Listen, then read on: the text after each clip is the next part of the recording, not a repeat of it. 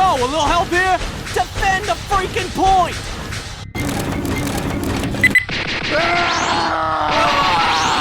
Are they? We are the future of the railway M9. Now we must increase Electrostar production by 420%.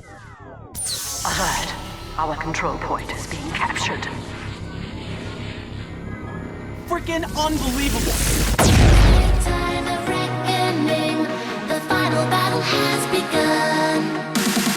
The Class 357, the 375, the 376, the 377, the 378, the 379 and the Class 387 are a stupidly large selection of 3, 4, or 5 car British electric multiple units. Being part of a family of trains known as the Bombardier Electrostar and pretty much being the electric equivalent to the already looked at Turbostars, these trains have successfully spread around the commuter belt like Japanese knotweed. 655 of these darn trains have been built between 1999 and 2017, and have been vote-kicking as many older trains that get in their way, both diesel and electric. They can be seen serving places such as London. Paddington. Actually screw that. They serve way too many places to list, so I'm going to just highlight wherever the hell they serve on a map for you to see now. Call it lazy if you must, but I really don't care in this case. I've been riding these kinds of trains for over a decade and now it's finally time to ask how well I think they have actually handled the routes and services they run on. So let's jump in.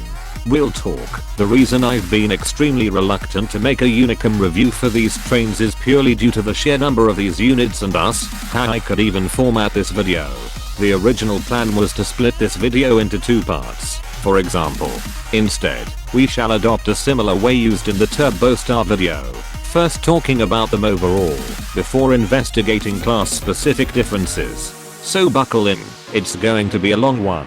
All of the Electrostars are multiple units powered by electricity. Units such as the Class 357 and 379 are exclusively powered with the magical cables, whilst most of the 375s, all of the 376s and most of the 377s use the electric rail of thirdness for their power collection.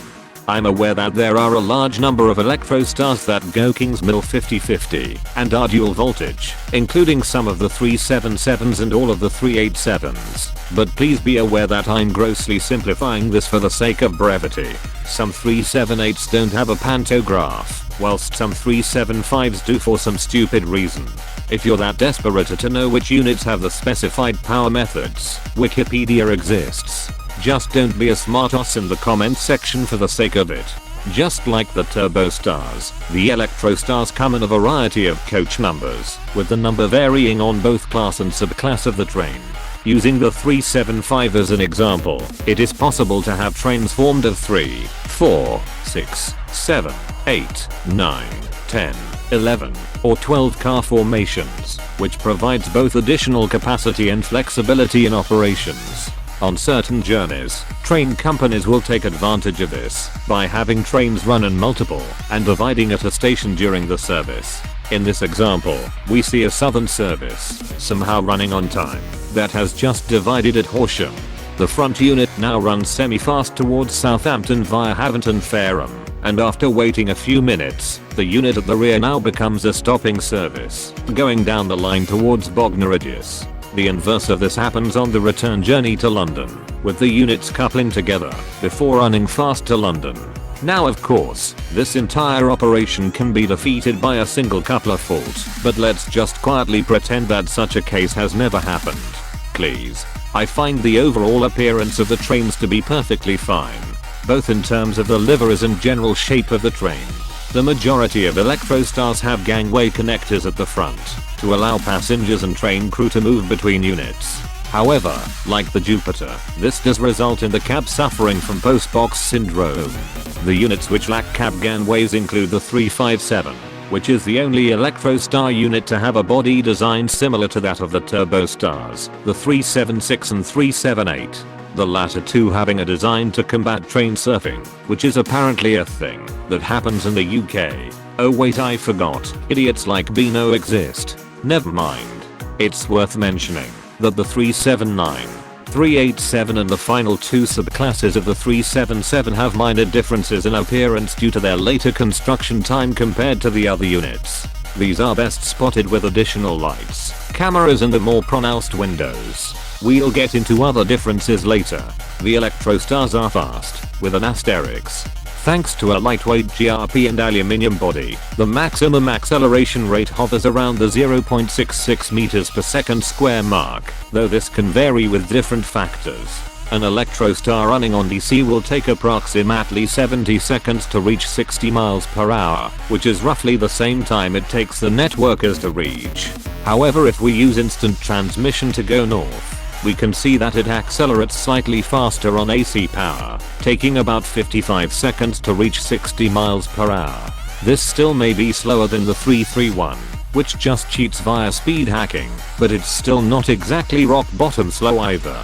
The top speed depends on the class itself, but most of the Electrostars can reach 100 miles per hour fairly easily, both on AC and DC power.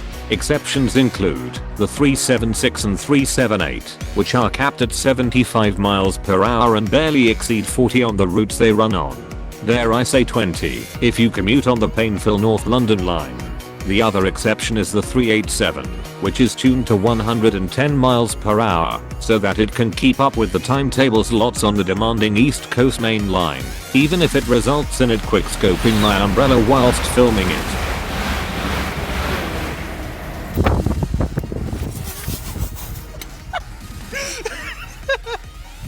So now that we've gone through the general characteristics of the Electrostars, let's speed through what each train is like, and how they are to ride on.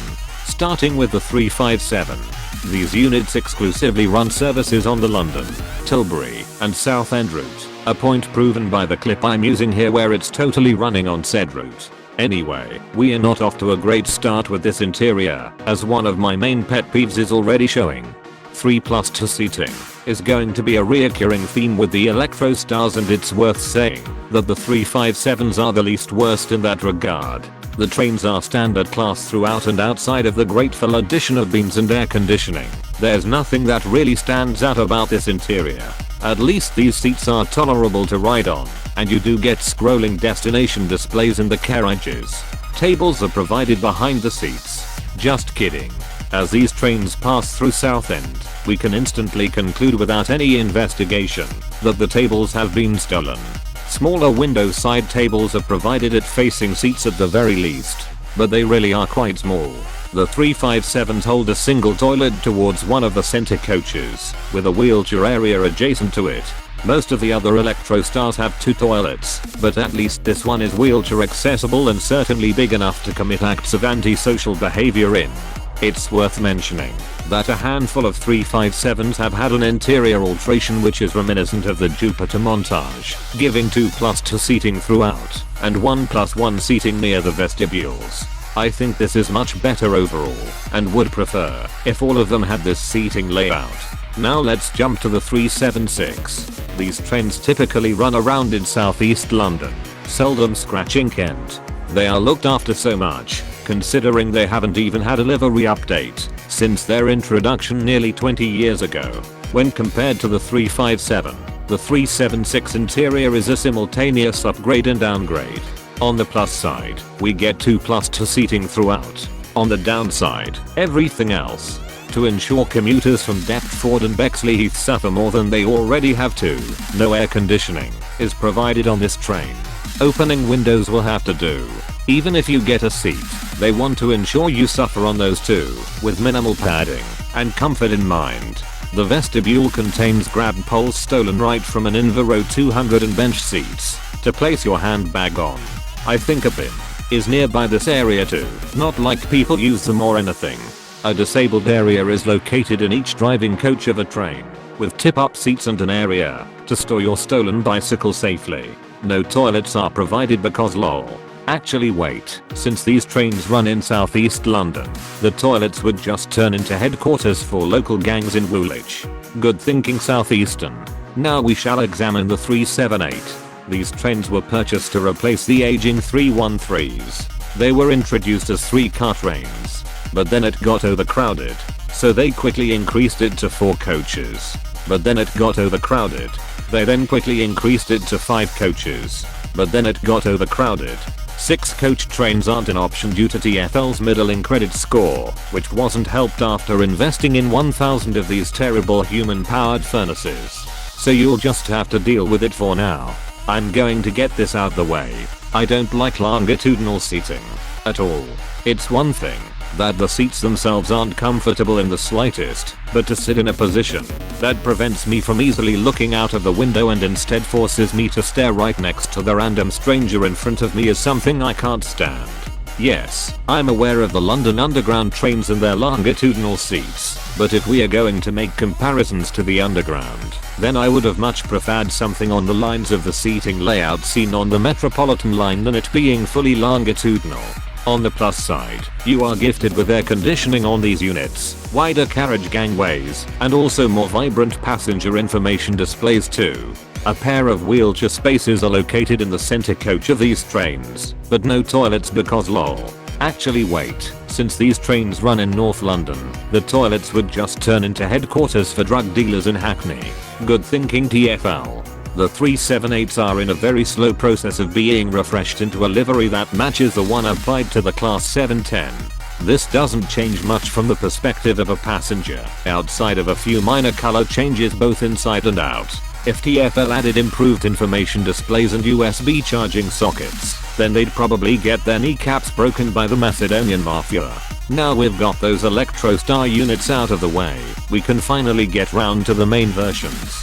The 375 and 377 are pretty similar to each other, with the only real differences being in the interior. Again, let's try and not be pedantic here, but I will leave the -6 and -7 subclass of the 377 for the next section, for reasons you will find out soon. Okay, so this is a good start. We have 2+2 seating, air conditioning throughout the train, tables behind the seats and armrests. The seats are also comfortable enough, at least on the 375s we are looking at here. 4 car units have a pair of toilets on board in the center coaches, one being a universal toilet and the other being a closet toilet with a fully functioning hand dryer, incapable of setting fire to an entire carriage. But yeah, I don't see what the problem is. Everything seems fine, so wait, never mind. What is this awful 3+2 seating I'm seeing here? These seats, which we've seen in previously on the 313s, are so uncomfortable and don't even offer armrests either. You do get tables, but not enough WD-40 for the hinges. Some units I've been on seem to have a mix of the decent 2+2 seating and this awful 3+2 seating, to a degree where I haven't found a consistent way to even work it out beforehand. The exception is the -9 subclass of the 375, which is entirely 3+2 seating, excluding first class. Disgusting. Speaking of which, first class on these trains is a complete joke lol. Not only are the seats broadly the same, but the section is pretty tiny, and I can't even see if there are any additional features of riding it. Some units don't even have a door separating the two travel classes, making it feel even more redundant. The 377s are being refurbished to give power seat sockets in standard class, so even that benefit will be lost in a year or two. I'm even confused as to why Southeastern relocated the first class on some of their units to be in the center coach, to the point where I can't even think of a joke to make.